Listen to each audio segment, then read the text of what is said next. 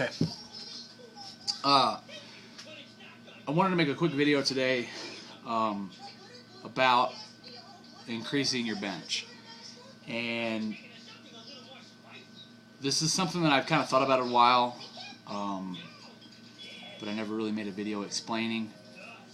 So I think it would be helpful.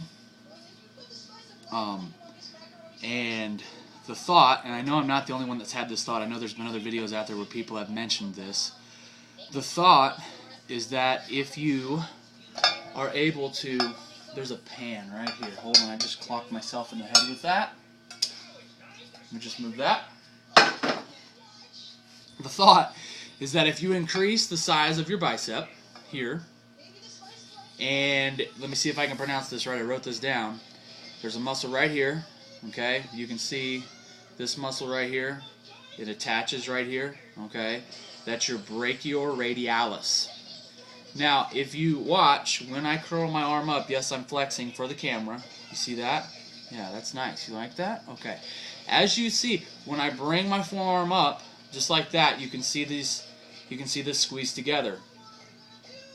What's happening there is I'm getting the tissues, the skin and the muscle are compressing together, and I'm actually having to force my arm together like that because I have mass here and here.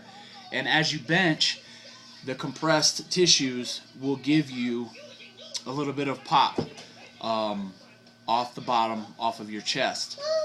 So, I'm sorry, buddy. My son is asking to watch something on TV, and I don't know what he's asking. He's asked like 9,000 times already. I took a video and sent it to my wife, so hopefully she can interpret what the heck it is he's saying. Because I'd really love for him to watch it, but I don't know what he's saying. But anyways, so if you increase some mass here and here over time, not right now, buddy, in a minute, over time, that should give you a little bit more explosion off of your chest. Because again, you can see as I go down, those tissues compress, and then I'm able to come back up. Now, that's not something that you can do in a week or 2 weeks or even a month. Honestly, I think this is a long-term thing that you can do to add some mass to your arms. Now, if you're somebody who's kind of neglected your biceps and that whole area of your arm, then yeah, maybe it will be something that you can do to increase your bench in a matter of a couple months. Hopefully, okay, in a minute, alright? Hopefully, you're not, or you haven't already been neglecting that area. Hopefully you've paid attention to that area. It's funny, I can bench 450, but I can't even open a bag of popcorn. Here you go.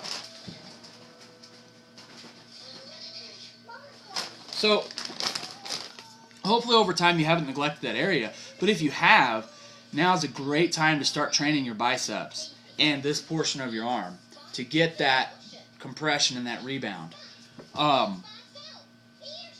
And a couple of things that I do, I know just from training my back, just from doing pull-ups and rows and barbell rows, it's a compound movement, so you're not just using your back muscles, you're using the biceps and these muscles all right here that connect and allow your arm to work in the way that it does.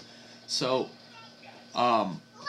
just doing the back work alone should help you. However, I do think that you should dedicate some isolation movements to that purpose, to that goal, and that would be alternating dumbbell curls. One of my favorites for working the brachioradialis and the brachialis and the bicep all at once is taking a cable and attaching the rope and curling like that. So, and really any kind of curl movement that you can do to increase the mass of your bicep and just this area of your arm is going to be helpful. And worst case scenario, maybe you don't notice having extra mass there helping your bench. You have a balanced arm in regards to strength. You know, your triceps should already be very strong because they're very important in your bench. But now, if you're neglecting this whole area of your arm, what's going to happen? You're going to run into some issues. And I know that back when I was neglecting my arms, because I'm powerlifting, who cares about biceps, right? Well, when I was neglecting my biceps and my forearms in this area, I would get pain in my arm right around in here on my elbow when I benched. But as long as I kept training those areas with the goal of progressing them in strength and in size, they stayed with my triceps, because I'm constantly pounding my triceps trying to make them bigger and stronger, and they're growing and getting bigger and stronger, albeit slowly, but they are progressing, and the opposing muscle group needs to be progressing along with it, and I think those things should help you. So don't neglect that portion of your arms, and don't be afraid to have a bodybuilding day, to work on muscle groups that get neglected when you're doing bench squats or deads. Have a great day, guys.